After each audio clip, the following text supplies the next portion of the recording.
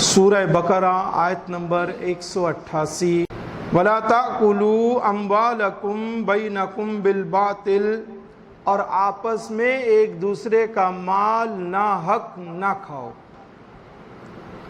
وَتُدْلُوا بِهَا إِلَى الْحُكَّامِ، اور نہ حاکموں کے پاس ان کا مقدمہ اس لیے پہنچاؤ لِتَأْكُلُوا فَرِيقًا مِّنْ أَمْوَالِ النَّاسِ بِالْإِثْمِ، کہ لوگوں کا کچھ مال ناجائز طور پر کھاؤ. وَأَنْتُمْ تَعْلَمُونَ، اور تم جانتے ہو. وَأَنْتُمْ تَعْلَمُونَ، اور جان بوجھ کر. ناحق مال کھانے سے مراد کیا ہے؟ ناحق مال کھانے سے مراد ہے مال کو ایسی جگہ استعمال کرنا یا اس طریقے سے صرف کرنا جہاں شریعت نے منع کیا ہو. عرف شرع میں باطل کسے کہتے ہیں؟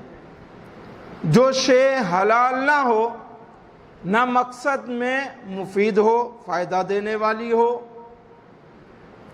عرف شرع میں اسے باطل کہتے ہیں.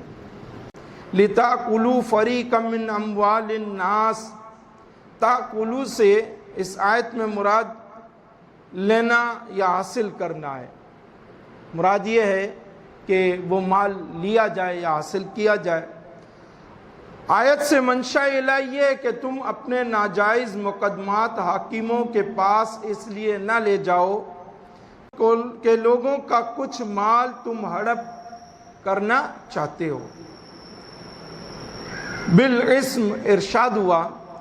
اسم کا معنی گناہ ہے، اور اس مقام پر اس سے مراد جھوٹی گواہی، جھوٹی قسم، جھوٹے مقدمہ کی پیروی اور ظلم و تعدی یعنی ظلم اور زیادتی ہے.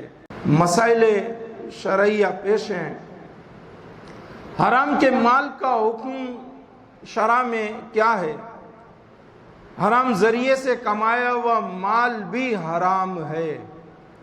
مثلا شراب کی تجارت، شراب بنانے کی اجرت، شراب لے جانے کی اجرت، شراب خریدار کے گھر پہنچانے کی اجرت، شراب کی دلالی کرنے والے کی اجرت، یہ سب حرام ہے. سود کا پیسہ حرام ہے. رشوت کا مال حرام ہے. حرام ذرائع سے جو آمدنی حاصل ہو تو اس کا شرعی حل کیا ہے؟ جو آمدنی حرام ذریعے سے حاصل ہو، ان طریقوں سے حاصل ہونے والی آمدنی کمانے والے کی ملکیت میں نہیں آتی. اس پر واجب ہے کہ یہ مال مالکوں کو واپس کر دے. اول طریقہ اس کا یہ ہے. اور اگر مالک معلوم نہ ہو تو ان کے نام پر خیرات کر دے.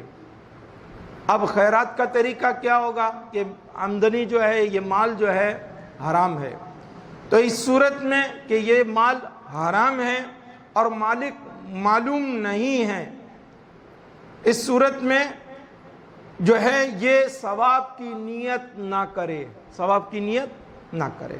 اور جب ہر ایک کا رزق اللہ نے مقرر فرما دیا ہے تو پھر باطل ذریعے سے حاصل ہونے والے مال سے آمدنی کو، رزق کو بڑھایا نہیں جا سکتا اور کچھ فائدہ حاصل نہیں ہوگا.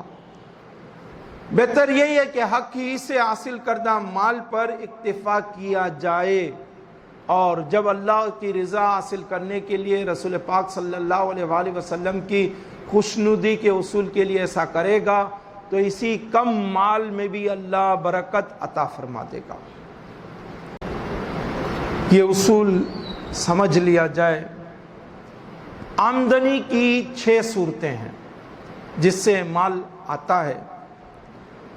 ایک غیر مملوکہ مال جس پر قبضہ کیا جائے کہ اس کا کوئی مالک نہیں ہے، یہ قبضہ کرے گا تو مالک بن جائے گا.